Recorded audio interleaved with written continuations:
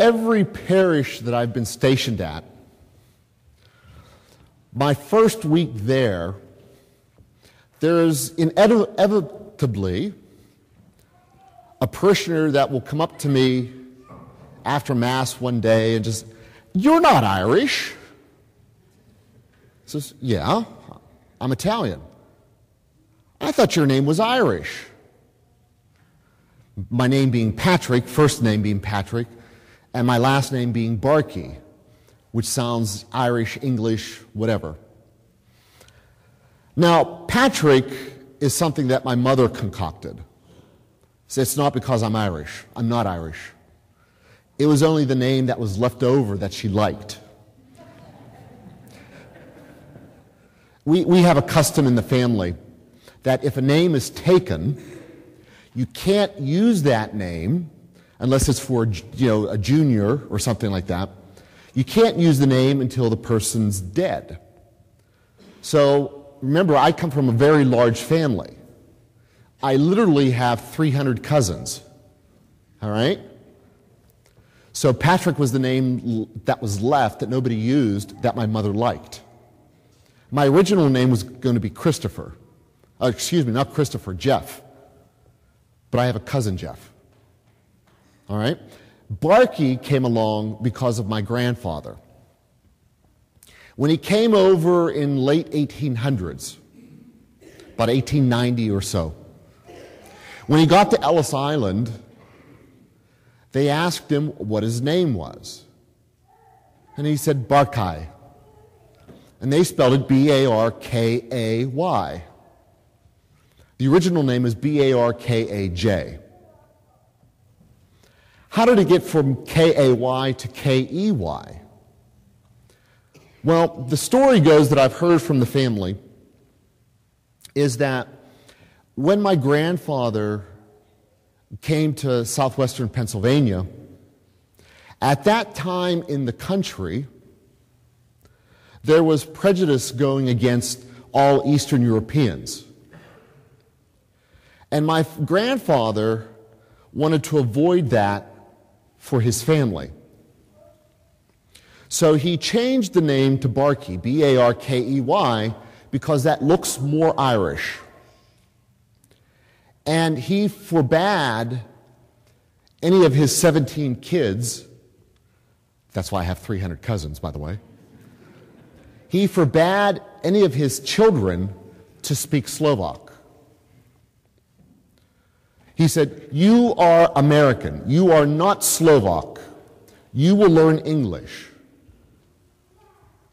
And the reason why he did that, he wanted to protect his children from being beat up at school. It never happened because most of the kids in the neighborhood were Slovak. But his thought was there.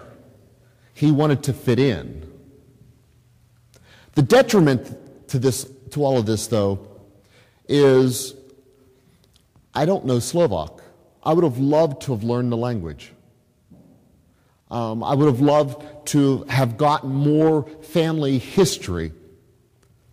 I would have loved to have had more knowledge of ethnic traditions. But my family particularly didn't do that. I wish my grandfather would have stood his ground. But he didn't, and I'm here. And the next parish that I'll go to, this 90-year-old little old lady will come up to me. "You're not Irish." "Nope, I'm a hunky-dago. I'm Italian and Slovak." Now, why am I talking about my grandfather? Well, let's look at the book of Maccabees this morning. What's going on? Jerusalem is one of that areas in the world where it's strategically important to militaries. And it was always being conquered. And at various points in Jewish history, when they were taken over either by the Babylonians or the Greeks or the Romans, They all tried to force their culture on the Jewish people. Many of them succumbed. Many of them gave in. But many of them stood their ground. The Maccabean brothers did. And this two books of Maccabees show that what's important is not getting along with everybody, but being true to yourself, keeping the faith that you profess to keep. And they died, this is a story that they died giving witness. That's what the word martyr means, giving witness. It's usually associated with dying for the faith, but it's giving witness. Now, my thought for you this day is, how can you, or how are you, a witness to the faith? Do you stand true in your beliefs, or do you succumb to pressure from the outside? Father, we're not being persecuted, aren't we? How many of us fall to peer pressure? How many of you kids that are here this morning basically do things that everybody else is doing because you don't want to stick out? How many of you say, oh, it's okay, because Joey does it or Bobby does it? There's an expression, an old expression, to thine own self be true. If you believe in certain things, why do you have to appease everybody? The same is for the adults. How many times do you keep quiet just to keep the peace? How many times do you question your faith because somebody else says, oh, that's not true Christianity? And they give good arguments. The Sadducees did in the gospel. How many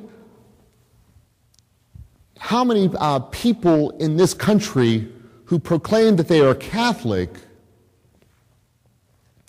actually give their faith up so that they can belong? How many of us don't know what to say when say, you worship statues? How many of you just say, I don't want to talk about it? How many of you just, say, well, you're right. Without even thinking, without even arguing. And I mean by arguing, not physically fighting, not,